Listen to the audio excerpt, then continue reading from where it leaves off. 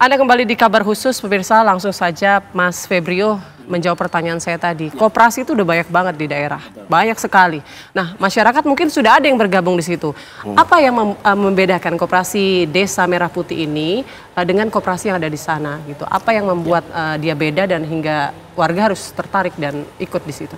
Justru koperasi yang sudah jalan itu akan menjadi basis dan ini yang sudah ada 80.000 lebih ini sebagian adalah koperasi yang sudah ada sebenarnya, tapi kemudian diresmikan, diakte notariskan, supaya kemudian dia masuk ke dalam program dan juga dia bisa mendapatkan pinjaman baik modal kerja maupun investasi dari perbankan.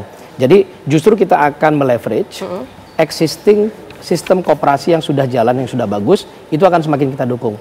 Jadi kelihatan bahwa nanti yang akan menjadi first mover dari koperasi desa dan kelurahan Merah Putih ini adalah koperasi yang memang sudah jalan dengan baik.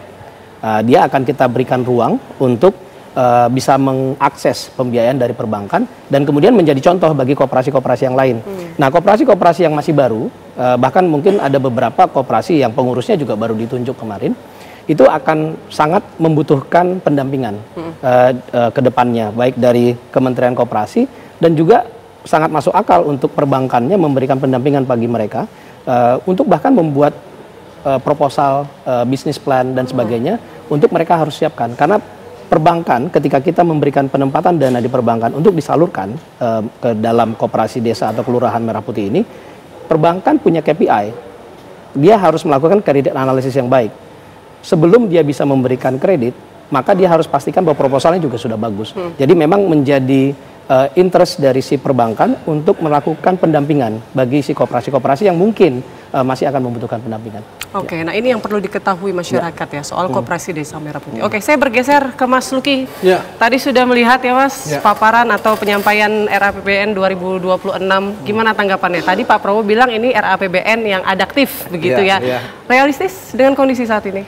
Ya, kalau kita lihat dari instrumen pasar, ya instrumen pasar itu kan sifatnya volatile. Artinya dia juga mencari bagaimana cara dia beradaptasi. Nah, dengan adanya paparan tadi, mungkin kita lihat Pak Presiden menjelaskan adanya target 5,4, ya. Kemudian Bapak juga menjelaskan bahwa nanti skenario-nya akan masuk kepada basic need. Nah, itu saya kira ini menjadi hal yang rasional, karena kan kalau kita lihat, let's say sekarang masih kita lihat angka GDP yang terakhir. Nah, kalau tentukan 5,4 berarti itu masuk ke satu alam pikir yang rasional. Walaupun memang sebenarnya ada target selanjutnya. Nah, itu bisa dikelola dengan cara-cara yang adaptif. Nah, itu yang kita lihat. Nah, itu akan semua kembali kepada kondisi pasar, ya. Dan kita lihat awal paparan atau pada saat pidato pasar sudah respon. At least dia sudah testing, Indonesian Stock Exchange sudah testing 8.000. Pasar saham baik tadi kata Pak Prabowo. Ya, saya kira terbukti dengan terang benderang pada sesi pertama, ya. Hingga saat ini pun masih bertahan pada level 7.900 hingga 8.000. Nah, itu yang menjelaskan bahwa sebenarnya pasar dalam aspek volatility dia tidak menjelaskan adanya aksi reaksi yang begitu terlalu bombastis.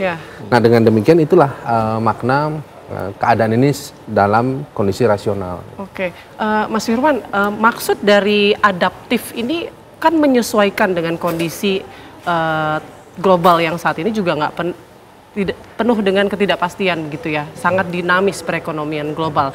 Artinya apakah kemudian nanti juga akan berubah APBN kita di tahun depan, atau sebetulnya yaitu cara-caranya yang berubah, tetap angkanya akan sama seperti ini? Sebenarnya nanti tentu Pak Febrio bisa menambahkan ya.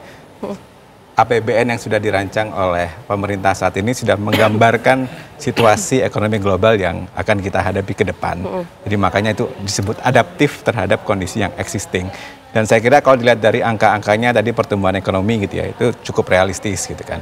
Kemudian kalau kita lihat angka harga minyak di level 70, saya kira itu juga sudah menggambarkan situasi ekonomi global yang relatif masih ada resiko, tetapi secara struktural sebenarnya supply-nya relatif banyak gitu ya untuk minyak gitu kan. Kemudian demand-nya juga relatif sedikit.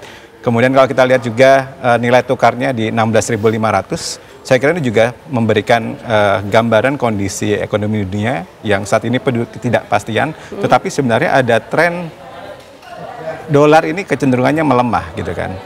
Jadi rupiah juga kita melihatnya ada kemungkinan bisa bertahan di level yang cukup baik di angka 16.500 tadi ya, iya, disampaikan betul. Pak Presiden. Dan kalau kita lihat lebih detail ke angka APBN-nya gitu ya, misalkan tadi angka pendapatan di sekitar 3.147,7 itu juga realistis gitu ya, ada optimisme juga gitu kan. Nah, dan ada ruang saya kira untuk effort yang perlu dilakukan oleh teman-teman meskipun kondisinya saat ini misalkan harga komoditas lagi turun gitu kan. Nah, saya kira apa yang sudah direncanakan oleh teman-teman Kementerian Keuangan itu sudah menggambarkan tadi kondisi dunia yang tidak stabil gitu kan, yang penuh ketidakpastian, sehingga ya adaptif angkanya gitu kan. Jadi kemungkinan harapannya sih harusnya tahun ke depan tidak perlu ada banyak perubahan, karena ya tadi sudah menggambarkan apa tanpa yang defisit. Defisitnya kan juga saya kira sudah cukup realistis ya. Kalaupun nanti ada goncangan-goncangan, ada ruang untuk bisa itu ditingkatkan tetap di bawah 3%. Oke, menarik sekali. Saya masih banyak sebetulnya pertanyaan yang mau saya gali, terutama untuk program-program prioritas yang tadi disampaikan oleh Pak Prabowo, Mas Febrio. Tapi kita jeda terlebih dahulu. Usai jeda, kabar khusus masih akan kembali untuk Anda.